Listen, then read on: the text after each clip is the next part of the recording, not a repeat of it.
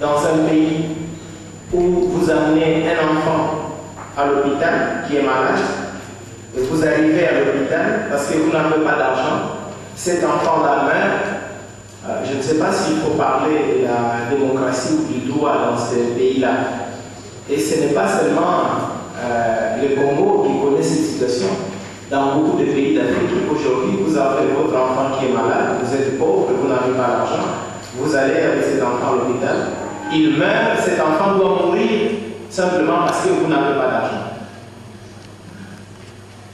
Et c'est la même chose pour l'éducation. Les enfants arrivent à l'école et 2 heures après, ils sont chassés de l'école parce que leurs parents n'ont pas d'argent. Qu'est-ce qui fait que, pour le cas du Congo, qui est un scandale géologique avec beaucoup de minéraux, que les gens, la population ne puisse pas, les enfants ne puissent pas avoir droit à la santé, droit à l'éducation, et que les jeunes ne puissent pas travailler? Comment on peut expliquer? Qu'est-ce qu'on fait de toutes ces richesses-là? Mais qu'est-ce qu'on fait de ces richesses? Et alors pourquoi, quand ces gens-là, qui n'ont pas droit à la santé, droit à l'éducation, et les jeunes qui terminent les études, pourquoi ils n'ont pas droit à aller chercher la vie ailleurs?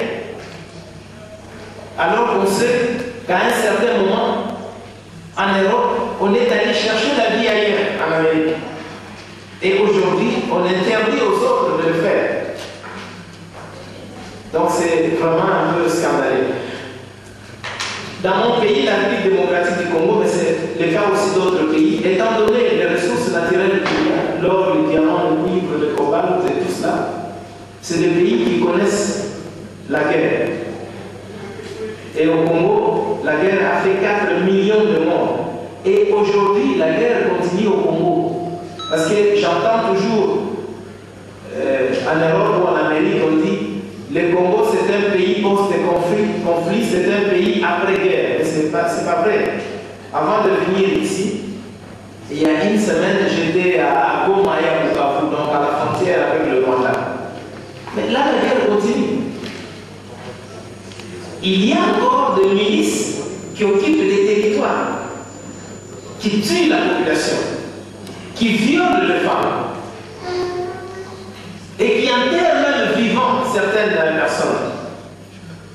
Et malheureusement, dans tous ces problèmes, on a la communauté internationale, les Nations Unies, avec des militaires qui interviennent soi-disant pour apporter la paix. Et je suis au Maroc, je dois le dire, je suis chez moi en Afrique. Il faut qu'on le dise quand on parle des gens qui vivent la guerre et dont le membre de famille, les parents, donc la maman est violée, la sœur est violée, et parfois même violée par les soldats des Nations Unies, qui sont censés assurer la sécurité. L'histoire est connue. Alors vous vous imaginez, quand vous voyez votre mère violée, votre sœur violée, pas par les rebelles, mais même par les forces des Nations Unies, censées assurer la sécurité, quelle vie, qu'est-ce que vous pouvez encore faire?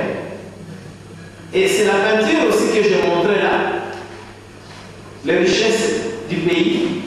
Tu vas m'aider. Comment pouvez-vous, dans un pays où il y a toutes ces richesses-là, donc quelqu'un qui est assis sur le diamant et l'or, et qui doit vivre cette situation-là, de misère, avec des côtes presque comme un moulin. Et celui-là, le généreux, je ne sais pas s'il vient des États-Unis ou de l'Europe, mais il peut aussi être un Marocain, il peut aussi être un Congolais qui a beaucoup d'argent et qui trouve que les autres doivent souffrir de la richesse. Il peut être un Malien comme il peut être un Congolais.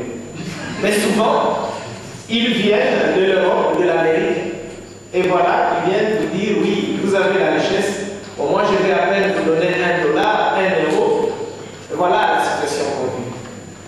Alors comment voulez-vous que celui qui est sur des richesses et qui ne profite pas de ces richesses-là, qui doit vivre cette situation, puisse accepter cette vie-là? Donc, merci. Cette situation